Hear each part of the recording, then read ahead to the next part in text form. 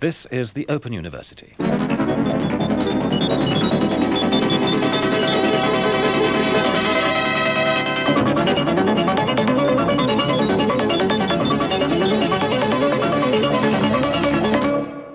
Hello and welcome again to the Open University. The the Dylanology of Momus, by Momus himself, could be useful for kids in college, music college or art school, who do actually discuss my work from time to time. I'm told I get emails from people saying, we were talking about your hairstyle of the devil today in class, or we were talking about your Book of Scotlands today in art school. So, this is the second part of an exposition. Somebody commented on YouTube, why is Momus just spending the whole year explaining what he does in like 3 weeks? You know, is there a gun held to his head? Is he trying to beat the clock? I am trying to beat the clock. It's actually really hard on my ears and my eyes and my body in general when I work, because I work so compulsively on music. I sit there hunched over my laptop, the hardest working laptop in showbiz, to the exclusion of everything else, including eating. So if my stomach rumbles in this, I do apologise. So we start today.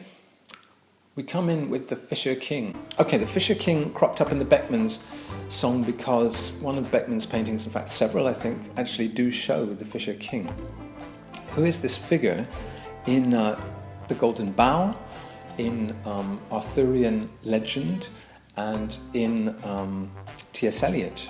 I'd mentioned this Fisher King as a figure in a Beckman painting, but then I'd also bought a copy when I was in Hull last year of The Golden Bough by Fraser. Sir James George Fraser was a Scottish anthropologist who wrote this book called The Golden Bough, a study in comparative religion, which is a wide-ranging comparative study of mythology and religion across cultures. And when I bought it, I thought to myself, this is going to really influence my next album. I'm sure I'm going to be digging in here, because I'd already written songs which are full of sort of mythic resonance. I mean, I've used up a lot of the world mythology already, but I've written songs like, you know, Robin Hood, or the Life of the Fields, probably on that 2004 album. Otto Spooky is deep in kind of the mythic resonances of John Barleycorn and so on and so on. So that's what Fraser's talking about, and it comes up also in The Wicker Man very much, which about 15 years ago was a big influence on me, and La Plantine. But The Golden Bough, I bought it in Hull. I was sort of there to do a Bowie show. There was a festival, Hull was City of Culture last year, and Bill Drummond was also there. Bill Drummond, who was in the KLF, of course, and has written many interesting books about music and his life. And The Golden Bough has been very important for him because he enacted a series of rituals, you know, in the Scottish Highlands and things, very much inspired by The Golden Bough. So we had a bit of a chat about The Golden Bough. He was doing one of his paintings. He does these performative paintings before his lectures, in which you can come up and sort of chat to him. But he's very oblique. The way he responds, the way he talks is very kind of off at 45 degrees to what you expect, which is good. But we didn't talk specifically about the Fisher King. In Arthurian legend, the Fisher King, also known as the Wounded King, this is Wikipedia, or the Maimed King, is the last in a long line charged with keeping the Holy Grail. And of course, Bowie got into trouble by being so fascinated by the Holy Grail that he got into the Nazis' appreciation of the Holy Grail without realizing quite how nasty the Nazis were. And this is his post facto explanation anyway. So versions of the original Fisher King story vary wildly, but he's always wounded in the legs or groin and incapable of standing. And the groin it's a trouser injury, you know, it's very much a testicular injury. So Yeats was also fascinated by the Fisher King. Yeats, who had this idea that artistic creativity and sexual fertility were very closely linked, or sexual potency anyway. So he had this thing called the Steinach operation, which was a kind of vasectomy, and which was meant to revitalize the male's reproductive powers. So he thought that his poems were kind of idea seed, or kind of spores of, almost in a sexual way, kind of getting into people's minds and fertilizing their minds. So I guess when one gets to my stage of life, I don't know what age Yeats was when he did this, probably around 60, you start to think, even if you don't necessarily have potency concerns immediately, as I don't, of course, there's been a decline, but it's not a very marked one so far. You do think, gosh, what will happen if that side of my life starts to crumble in the next decades? So the Fisher King becomes a symbol, and this character in my song, The Fisher King, is wondering if he has now become the Fisher King. In the mythology, this guy, he's injured in the groin, and all he can do is fish in a small boat on a river near his castle, Corbenic, and wait for some noble knight who's going to come along and cure him by asking a certain question. It's all very classic chivalric kind of stuff. And Percival is the one chosen to accomplish this feat.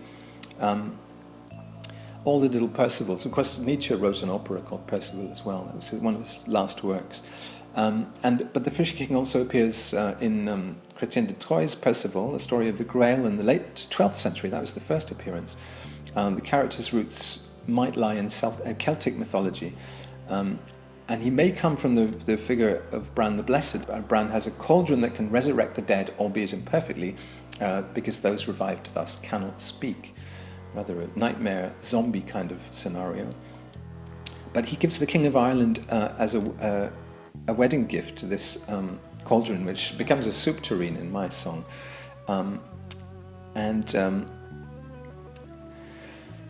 Bran wages war on the Irish. He's wounded in the foot or leg, and the cauldron is destroyed. He asks his followers to sever his head and take it back to Britain, and his head continues talking and keeps them company on their trip. The group lands on the island of Gwales, where they spend 80 years in the Castle of Joy, but finally they leave and bury Bran's head in London. So in my song it becomes Wimbledon. Initially, when I was doing the video for this song, I used Depeche Mode's Enjoy the Silence. And the algorithms out there on YouTube picked that up. Although I'd reversed the images and cropped them and was doing zooms within them and all the rest of it, picked that up within seconds, and that was blocked in the US. So I remade it as a performance video the next day. And I think it's always better. I'm sort of using less copyrighted material, visually anyway, in these songs than before, and really enjoying performing them. So what I did was I made a sort of a ritual scene. I became a sort of shaman in this room, my apartment, and enacted a series of bizarre rituals involving saucepans on my head and sort of impotent rage, all done in the sort of style of a Buster Keaton film or something with physical slapstick. So it was really a kind of interesting enactment of ritual in the way that, say, Bill Drummond and the KLF have done, or that you get described in some of Gombrowitz's novels, Strange Personal Rituals, or even Ian Banks, the Wasp Factory. It's all about somebody concocting a strange personal rite, and it's a lot of fun as long as you don't harm any animals. I didn't harm any saucepans making that video. Somebody said the intro to that song was very similar to Magazine, the second-hand daylight period of Magazine. Probably no coincidence, but it does sound a bit like The Thin Air, for instance, an instrumental that Devoto made with McGough. And in fact, musically, I would say The Fisher King owes a lot to Down Deep Inside, which is a Donna Summer song. Not one of her biggest hits, but a really beautiful song written by John Barry. The music was written by John Barry. Donna Summer herself did the lyrics. Down deep inside there's a place, da-da-da-da-da-da-da. It's really musically so beautiful, especially the something that is inside of me. So I kind of lifted that for my song, Something Sweet is Broken Inside of Me, talking about my potency. She's talking about her vagina. A lot of early Donna Summer is just totally her talking about her vagina. Deep inside, I mean, get into the groove. What more vaginal imagery could you have? And of course, she does the by then standard Donna Summer orgasmic moans in the middle of the song as well. But the bit I really love musically in that song is when it goes into that Something Inside of Me section, but then it changes key within that section. Dun, dun, dun, dun, dun, dun, dun, dun. Just a semitone difference on the melody and the top line melody, but just a fantastic moment. And so strange for a mainstream pop record to do that, so sophisticated. And of course, John Barry is the connection between Donna Summer in that song and Magazine, because Magazine were really obsessed with John Barry and made, of course, a cover version of Goldfinger. So it's this Bond-like feel. A lot of my songs keep returning to a Barry-esque Bond-like feel. that music, that film soundtrack music of the 60s was so rich. So that brings us on to Glacier, which, talking of magazine, Glacier is really kind of very deep in that territory of secondhand daylight. So you could say it's almost a pastiche. And it relates obviously to the song Permafrost. I spoke before about how songs are all relating to other songs and ricocheting around in culture, and that's one of the fun things about them. Permafrost is a very politically incorrect song about rape, essentially. I will drug you and fuck you on the permafrost. Devoto, the narrator anyway, says, today I bumped into you again. I have no idea what you want, but there is something I meant to say. As the day stops dead at the place where we're lost, I will drug you and fuck you on the permafrost. Outrageous lyrics, and of course he couldn't sing it when he did his BBC session. There's a different lyric in there. Later on,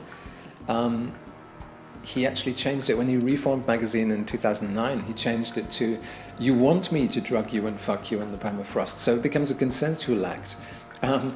But it doesn't work with the rest of the song because, of course, he says, I have no idea what you want. And then suddenly he knows that she wants him, even unconscious, to drug her and fuck. So it doesn't make sense. And it just seems like, it seemed to me at the time like the last thing the world needed was a politically correct and kind version of permafrost. I mean, you want permafrost to be permafrost. You want it to be unacceptable and beyond the pale and Bataille-esque, you know.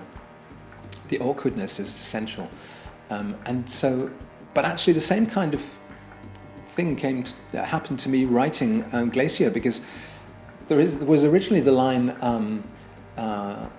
when I take, the finished line is, when I take you in the snow, it's just what you deserved, just what you resented. Actually, the original line was, it's just what you requested, just what you resented. So I was sort of coming to the late version of Permafrost, the nice version.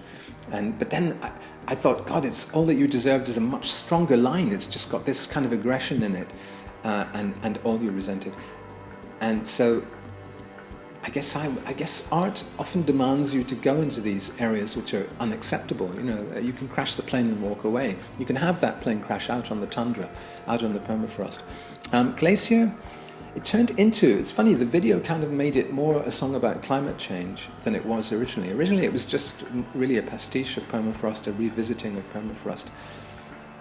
But the video really makes it into a climate emergency, Anthropocene, human-caused climate change kind of protest song. So why does it have the word architrave in there? Well, that's a play. Architrave is the kind of word that Howard Devoto used a lot, in a way that only he, as a writer, would use words like boulevard. It became a bit of an in-joke with him. He's even got a line about on Howard Devoto Boulevard in one of his songs. So I wanted a three-syllable word like boulevard that was as unusual and kind of pretentious as boulevard. So I put an architrave. An architrave is the pediment of a classical building which contains often a frieze. So it's a play on frieze IE and frieze double E. Frieze double E with coldness and frieze IE with, you know, relief. I really think of an architrave as the framing for history. So it's really about human history. And just like in the guitar lesson, in the last verse, the unacceptable sexual encounter turns into a painting in oil by Balthus, the guitar lesson, a painting of the same title. So this rape scene out on the permafrost turns into a scene, you know, it's frozen into history.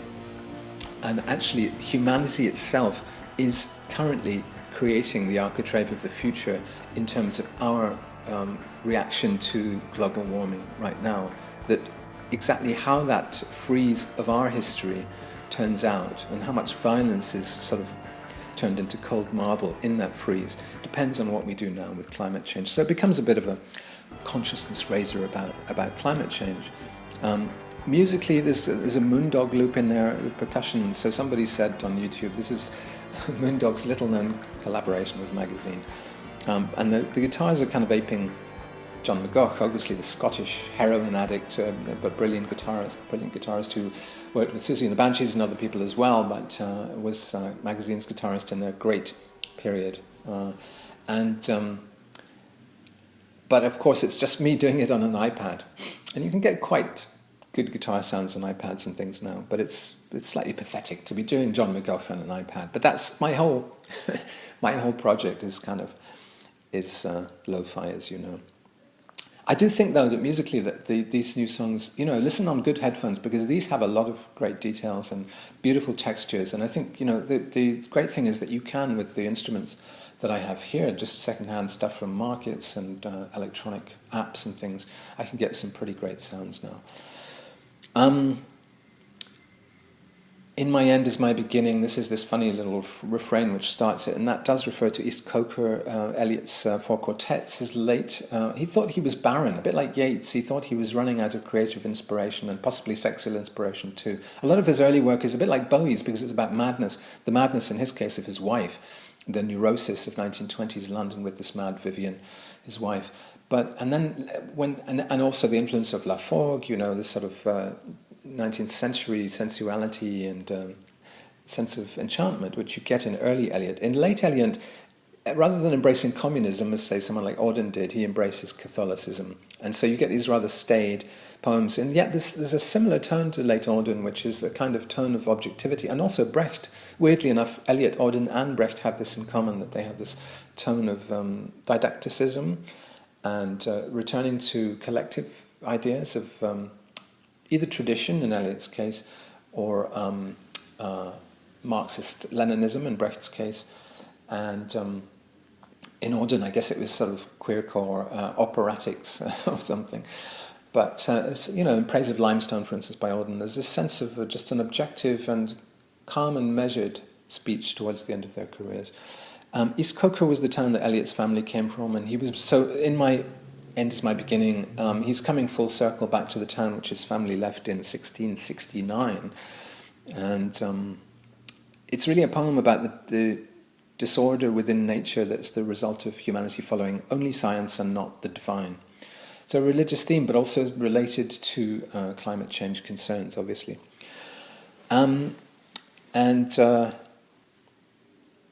Glacier is currently being remixed, actually, by someone called Phil Ford, whose his band is actually, his music project is actually called Glaciers, or rather GLXCXXRS, but I think it's meant to be Glaciers. When I Was an Animal is the next song, and it came out really well. I was really happy with that because it's the return of the calm and moderated, speaking of calm and moderated poetic voices, this is the Momus calm and moderated voice.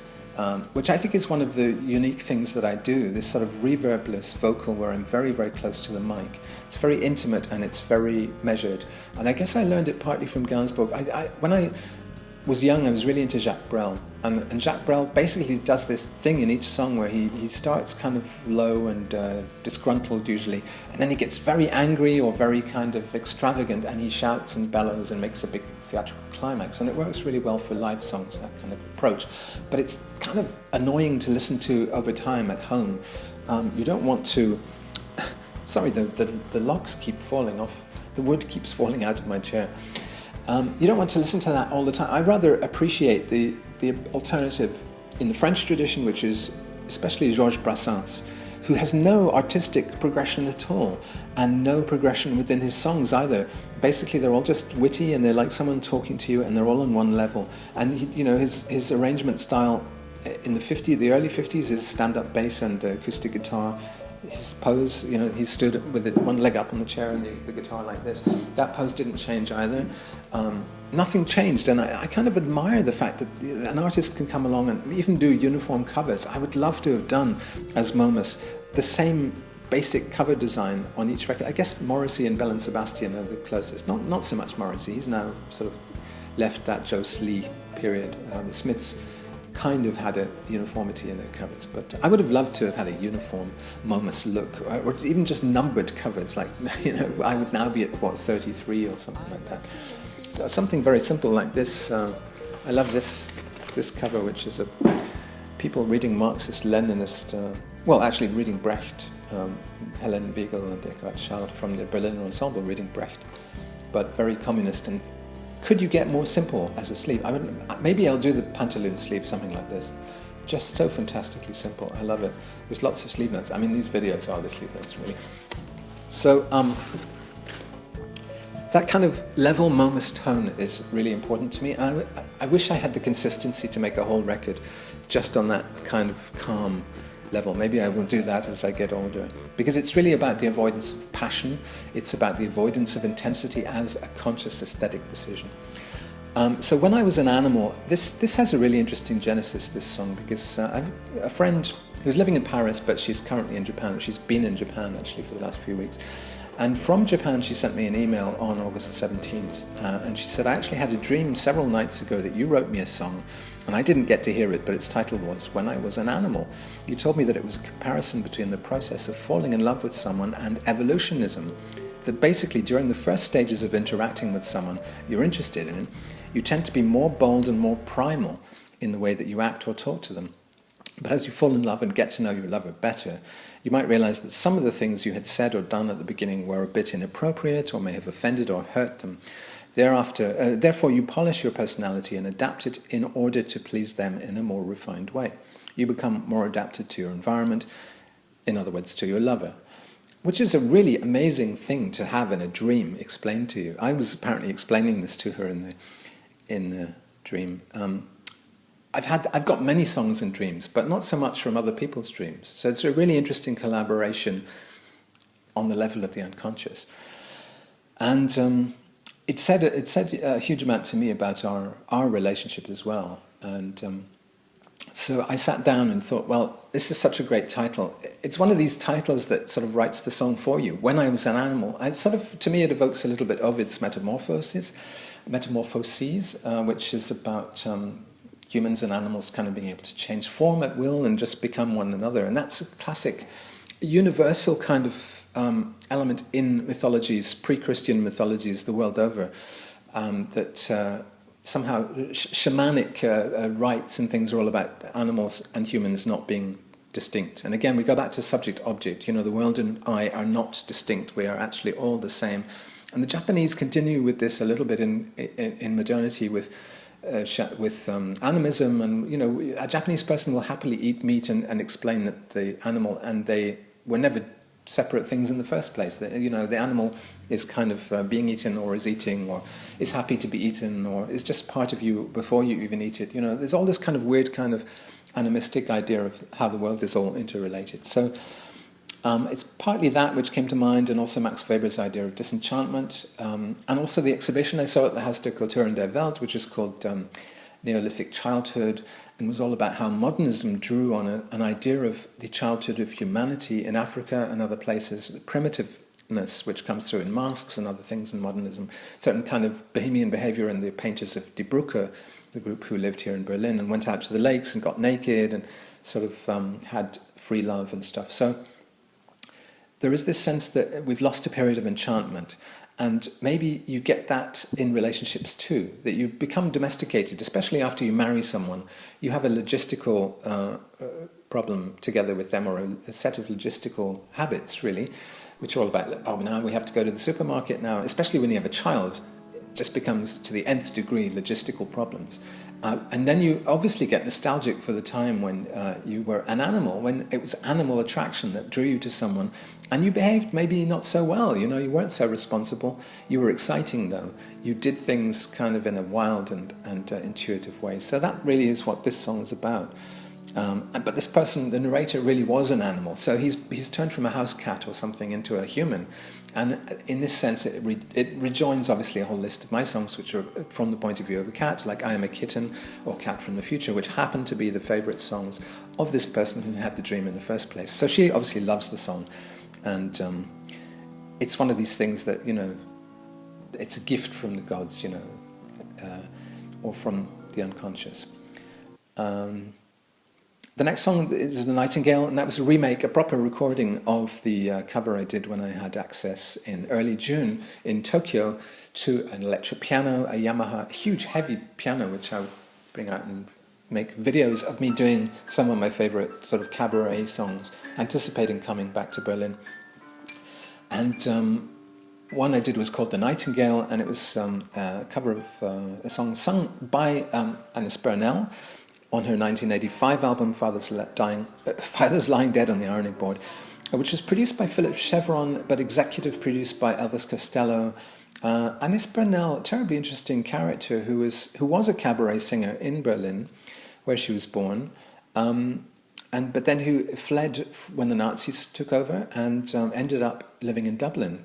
So she influenced with her Berlin cabaret, she influenced a whole group of people, including Bono of U2, but especially Gavin Friday from the Virgin Prunes, who were actually slated to produce my very first album, the Happy Family album. 4AD wanted Gavin Friday to produce it. That would have been great, because I think Gavin and I have had parallel trajectories in this kind of cabaret, neo-cabaret style ever since.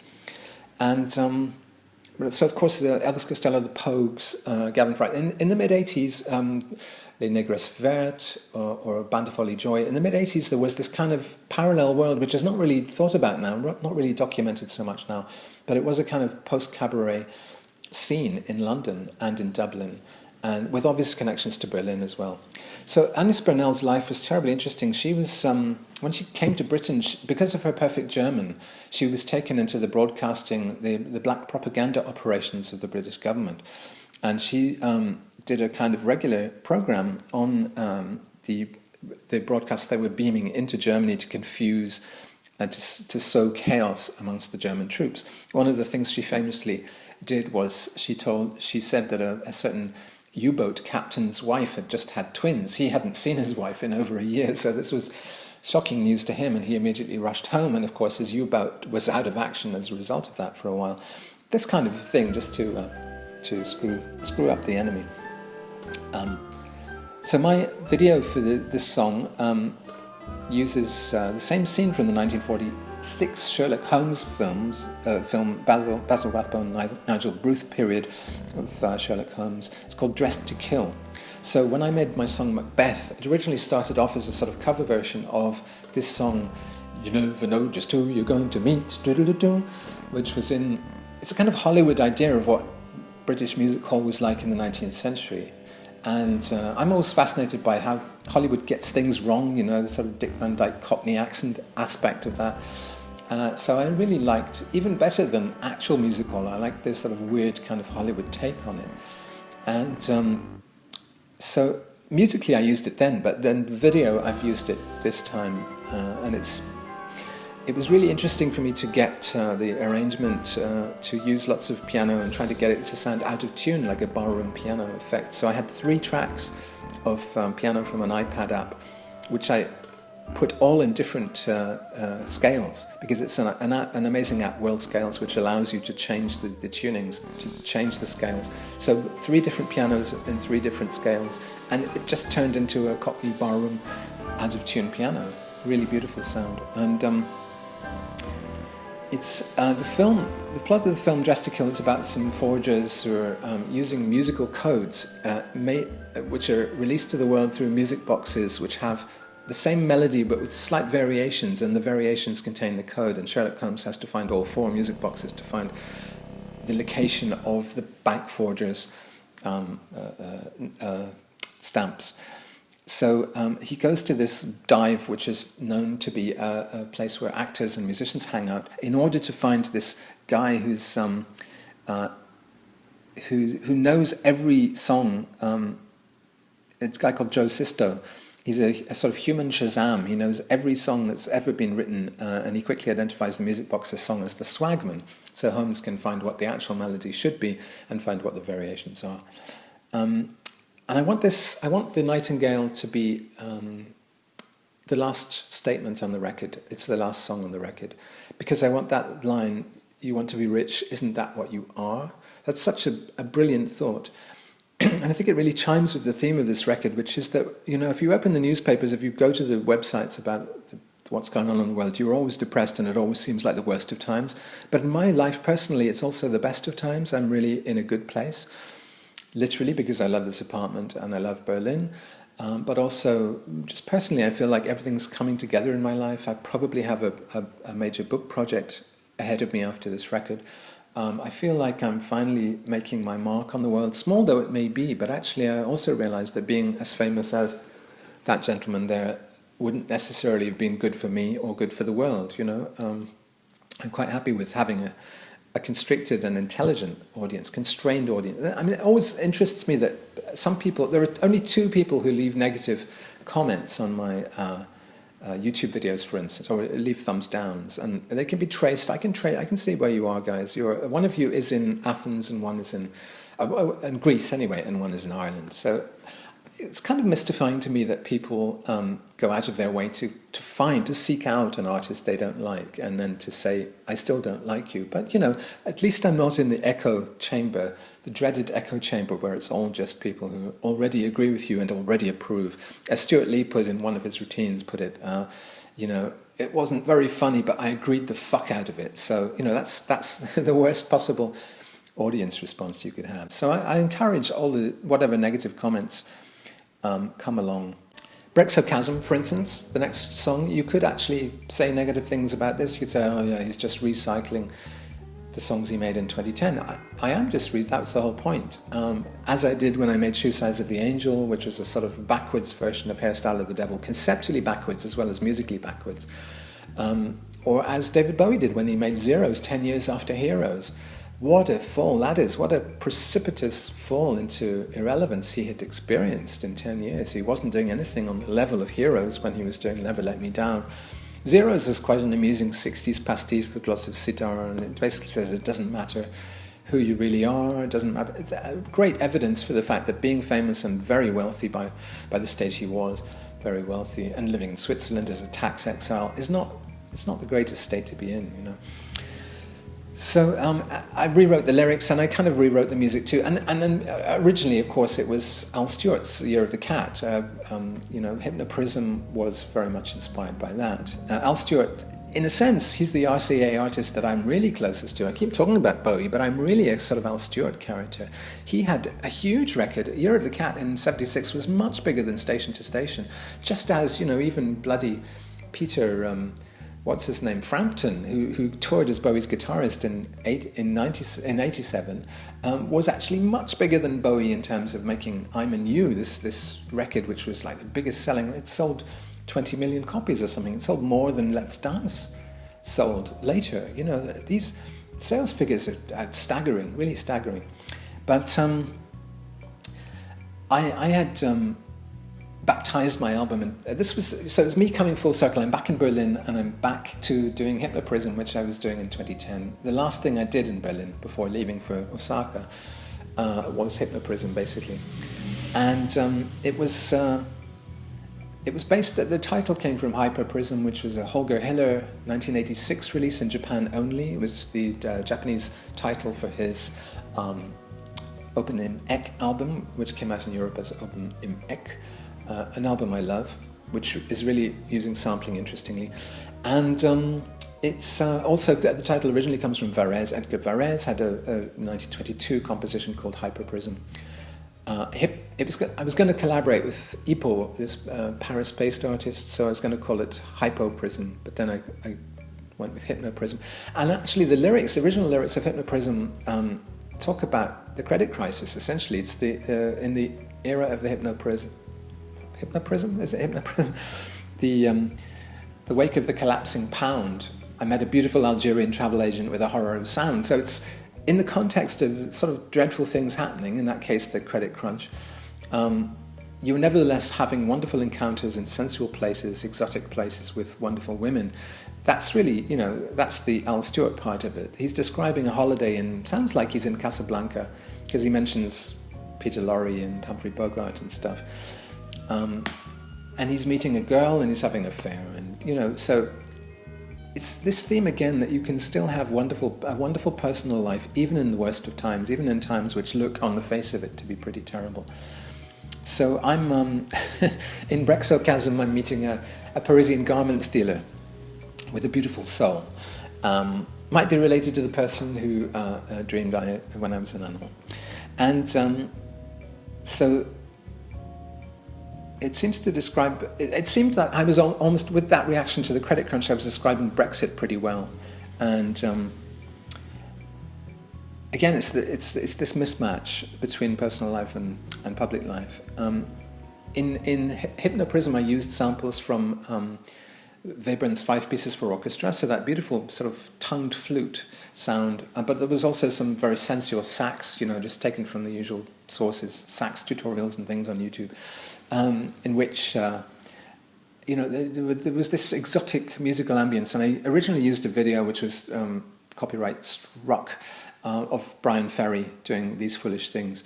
God, I love that song. I should do a cover of These Foolish Things. Or do something sort of inspired by These Foolish Things. That's a good idea. Maybe that's the next thing I should do. I've been wondering what I should do. I was thinking I would record a proper version of Ballad on Improving the World, which I also covered in Tokyo, but maybe something to do with These Foolish Things would be good. Anyway, so again, visa and passport anxieties seem to keep cropping up in the lyric, and that is the reflection in your personal life, my personal life especially, because I've been living on a tourist visa for 8 years in Japan, of the stuff which is going on politically just now, which is that borders and boundaries and frontiers are tremendously important all over again, suddenly, after a period of globalization. Seems to me, this is my theory really about politics, the current political generation is always negating the things that the generation 20 years before did. So Thatcherism and Reaganism, for that matter, was about a negation of the socialism of the 60s, the welfare state and all that, the BBC, all that kind of publicly funded stuff. America had publicly funded stuff too. You had that with the sort of post-war Reconstruction and Eisenhower and people like that. But in the same way that Thatcher was essentially erasing the achievements of Keynes, and replacing them with Friedman and monetarism and stuff, and privatization instead of nationalization. Just the reverse, just not even thinking things through, just reversing in a brainless way all the things which had been done by, say, Wilson in the 60s. So what we see now with Theresa May and, whoever is next, Boris Johnson or that awful other guy, they're all awful. It's a really awful little clique of people. They're reversing the 90s globalization thing. So I have to, as Brecht did, when he jumped from country to country to escape the Nazis, I feel I have to keep escaping these populists and oligarchs, escaping their measures, which are simply scapegoating, which are all about immigration. Basically, because people don't like the results of globalization, i.e. they don't want freedom of movement because immigrants can do it too, as I say in the latest song. I have to just be very nimble. Brecht said that it's more difficult to make a passport than to make a human being. That's very true, especially in our times now. There's a great exhibition at the Batanian Center here in Berlin called Commoning, and it has one exhibit which is just showing the world maps as they are for people in each country, according to how strong your passport is. So if you live in Burkina Faso, you can only get into 3 countries with your passport without a visa as a tourist, if you can even be a tourist in the first place and afford the airfare. Whereas if you're British, you can get into 157 countries, I think it is, British, German, the most privileged, and it's all about money. It's about how wealthy your country is. That is what determines how powerful your passport is. So we still live in, and even more so, we're now somehow nostalgic for this world where it was all about how much money you had and which country you came from. So we have this retrenchment. So Brexicasm is really about trying to balance that with having a great personal life, and being one of the people with the powerful passports, of course. So then I remade Escalator. It was remixed by a guy called Antonio Rubanu, but that's actually not his real name, apparently. His artist name is Za. He's possibly called Lando in real life, and he seems to be a Pessoa-like trickster with many identities. There was a tweet from an account run by somebody called Fernando Scacciaquom, which said, Momus says that Lando, under the false name of Antonio Rubanu, plays on his record. He also put a homemade video, but I don't believe it. But this Twitter feed seems to be also a fake identity, and it seems to be, there's an interview up on medium.com in Italian, an interview with this guy Lando, who seems to be a polymath and a trickster, a bit like Pessoa, having 80 identities. So he did an instrumental version of Escalator. I was slightly unhappy with the sound of Escalator. It was a bit grungy, around the edges, and the bits where it was really meant to take off didn't really take off. And I thought that his Lando's version really did take off beautifully. I really was leaping in the air with joy when I joined our 2 versions together, because just now it really bangs in, it really whoops, it really takes off at certain moments, that song.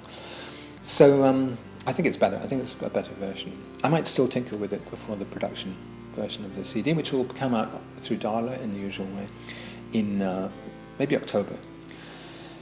Which brings us to the last song, Whittle's Cosmopolitans. Of course, this was a phrase which Stalin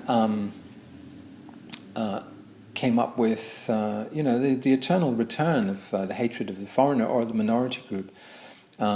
Stalin was a Soviet pejorative euphemism widely used during the Soviet anti-Semitic campaign of 1948 to 53, which culminated in the exposure of non-existent, actually, doctor's plot, a so-called doctor's plot to dispose of Stalin, which was Jewish-inspired, apparently. Stalin used it just to rally support. This song has a really interesting history. It started with... I was watching this program by Howard Goodall, CBE, as he calls him, as he insists on describing himself, which is about the Beatles and about how... he's an aesthetic conservative, Howard Goodall. He's someone who comes from classic FM, TV theme tunes, sort of typical British reactionary stance, a bit like Roger Scruton, an aesthetic reactionary. So his whole point in this show, in which it's a really interesting program because he does analyze in detail the musicological sort of stuff going on in the Beatles.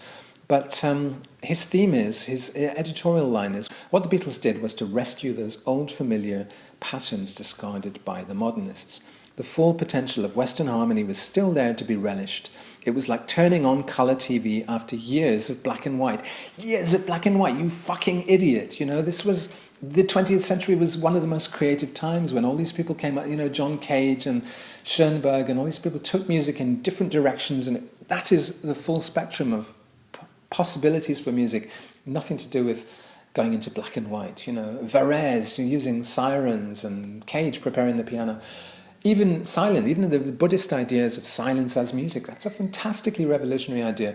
So Goodall, with this stupid reactionary argument, he ties himself in knots. He actually has to say at one point, he shows how the Beatles, inspired by Stockhausen, started using the recording studio as an instrument in its own right.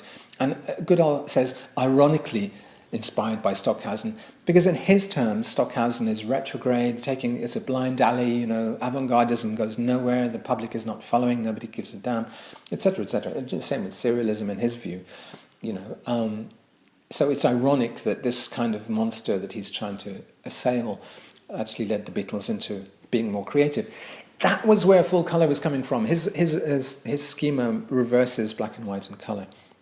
But anyway, there's this amazing sequence in this documentary where Goodall explains to us what a bad composer is. Like Roger Scruton, he's got this idea that there's good art and bad art, and of course bad art in Scruton's terms is good art is someone who can paint something that looks like the real thing. Rembrandt can capture a face that looks, you would say it's Rembrandt himself.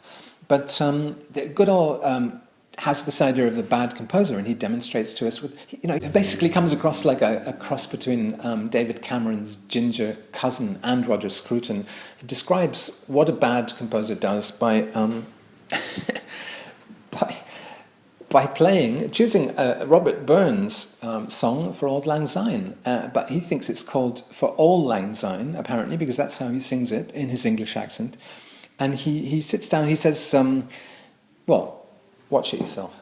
Bad composers simply pick the first chord that comes into their head that seems to fit with the tune. Should all acquaintance be forgot and never brought to mind? Should all acquaintance be forgot for the sake of Auld Lang Syne? But good composers sniff around for ages trying to find that perfect chord to fit the tune. Should all acquaintance be forgot and never brought to mind? Should all acquaintance be forgot for the sake of Auld Lang Syne? So I thought that was the greatest thing I'd ever heard, and I thought it was... the supposedly bad version, according to Goodall, I thought was much better than the supposedly good and natural version which he plays after it. and it just had a most amazing kind of modulations from key to key and chord to chord that I then sat down and transcribed. I thought, I'm going to make a song. I'm going to call this guy's bluff and make the most brilliant song based on what he says is what a bad composer would do. It turned out to be the most difficult thing you could imagine, to transpose those chords to get where they were going, because they were so counterintuitive. Which is not a bad thing at all. A fantastic thing to be counterintuitive sometimes, or to balance it. So I sat down and made this sort of, I made a version of his supposedly bad version of For Auld Lang Syne, and then it turned into a song called Jenny's Mind, which was all about, it's sort of sung in a silly Scottish accent, in which actually there's an employee of the company that's putting out the Book of Scotland soon called Jenny, so it may have been something to do with. And it was the idea of how the whole world might be a simulation. So it was basically saying we're all just figments of Jenny's imagination. This is all, don't get too upset about anything that happens to you because it's all just in Jenny's mind. But that was a bit silly. That was too silly, really. And I think I've set such a high standard for this new album that I didn't want to do any silly songs at all. So I kept working on it, really, until it became something more interesting. And that more interesting thing, it just happened. It's sort of the transformation. The breakthrough moment was when I thought, yeah, Rootless Cosmopolitans, that phrase seemed to fit the rhythms. And it just became yet another protest song against the current political climate, in which, once again, we are attacking Rootless Cosmopolitans. And it's funny, it goes back to exactly 20 years ago. In 1998, there was an article in the New York Times. There was a spate of articles which I addressed in an essay on my website, iMomus.com, called Cosmopolitan Sophisticates. A lot of people a lot of rock critics at the time, including Simon Reynolds, were worried by the fragmentation of the previously common culture of rock music at that point, or pop music, which they saw as an angry proletarian energy which had nevertheless gone mainstream and was still rebellious. There was a certain kind of 20th century mindset about rock and roll, which was ending. They could see it was ending, they were anxious about it, and so there was an article in the New York Times by Eric Wiesbard, which said, when those on the rock fringe do reach out now, it's to people like themselves who just happen to live in other countries. Nouveau cabaret acts like Momus in London, Kahimi Kari in Tokyo, and the French singing April March in Los Angeles use their sophistication to make common cause across national boundaries. Very interesting. Such alliances supersede the need for a local scene and offer an alternative, albeit a deliberately small one, to the planet-wide media presence of a Celine Dion or a Puff Daddy. Yet the worldliness these performers manifest inevitably promotes an ideal of affluent cosmopolitanism. So you can already hear the rumblings, of the world that we're in now, which is a world of ultra-fragmentation, where everyone's in their own echo chamber, everyone can produce opinions or artworks and on the internet, distribute them globally, instantly to like-minded cadres of people in whatever city across the world. And there is no more common culture. And things like music are on tap. They're no longer something you go to, other music on East 4th Street to buy or whatever. So I then responded to this in my essay saying, I don't want to underline this too heavily, but doesn't this argument remind you of something disturbing? Rootless cosmopolitans, intellectuals with international connections with like-minded outsiders, minorities who collaborate across national and racial divides. Isn't this exactly how Hitler characterizes the international Jewish conspiracy in Mein Kampf? It was a bit of an insensitive thing to say in response to a Jewish critic, okay. So I wasn't calling him an anti-Semite. I was rather saying, people like us should stick together. You are also a rootless cosmopolitan or a sophisticate or whatever. Why were the intelligent rock critics on the side of dumb rock music? That was really my question. Throughout my career, it's been my question. Rock critics were people like me. They were kind of thinkers and kind of warriors, and I didn't see why they always automatically had to be masochists as well. So in a sense there, it's like I was a Maoist intellectual, which rock critics in Britain were very quick to realize was about them. It was about being a self-hating intellectual who's on the side of the idiots, on the side of people with guitars and 3 chords, rather than on the side of sophistication or of good writing, which they themselves hopefully were practicing. So it's this thing of being split against yourself, having a sort of a masochistic thing, which I think rock writers definitely do have. That's why Lou Reed could be so rude to them, and they would never complain. They just loved Lou Reed more, the more he insulted them.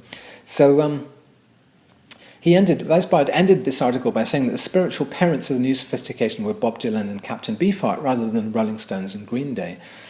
So like Samuel Reynolds, he wasn't against sophistication per se, he was just unsettled by the collapse of mainstream music that expressed the anger of disaffected working class. So it's a socialist thing, the socialism appeals to intellectuals essentially, but is championing the working man. So that split is also built into socialism. So this continues to rumble in the comments section, the below the line section on YouTube when I publish new videos. Somebody under the pseudonym of Rumpy Cartwheeler, might be Rumpy's real name, who knows, says Momus's ambivalent attitude, this is just last week, his ambivalent attitude to the working class is that he likes them as long as they don't play too much to type and start becoming populist, small-minded and xenophobic. He hasn't got a clue what moves them. They're useful at times, but don't get too close. Fair enough, that probably is my attitude. I responded with, actually this is an interesting topic covered by Jacques Rancière in his book The Philosopher and His Poor. We all make the working class in our own image, basically, according to what it suits us to believe about them. And then Rumpy chimes back in with QED, quaderat demonstrandum. But see, he knows the Latin, I know the Latin, he or she.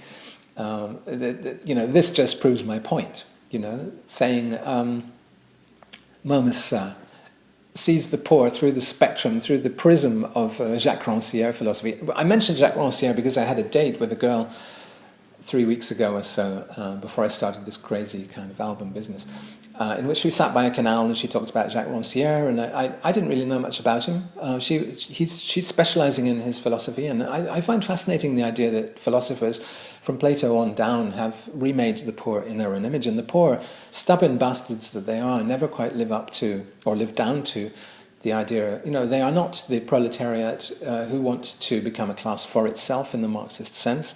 They would rather have Donald Trump, at the moment. It's always disappointing and surprising just what the working class want. So anyway, the rootless cosmopolitan phrase actually goes back to Russian literary critic. Actually, in the 19th century, a guy called Vissarion Belinsky described writers who lacked sufficient Russian national character as cosmopolitan sophisticates. So that's always been a major part of Russian mentality, is we don't want to get too European. Their current plots to undermine the European Union is motivated by exactly the same thing that was going on in the 19th century when they were trying to decide, whether they really wanted port on the European side of Russia, whether they were an Asian country or a European country. And that's their kind of identity crisis, which has become, in a sense, thanks to their troll factories and things, has become all of our identity crisis. They've very successfully undermined the US political process. They're also doing the same in Britain with Brexit.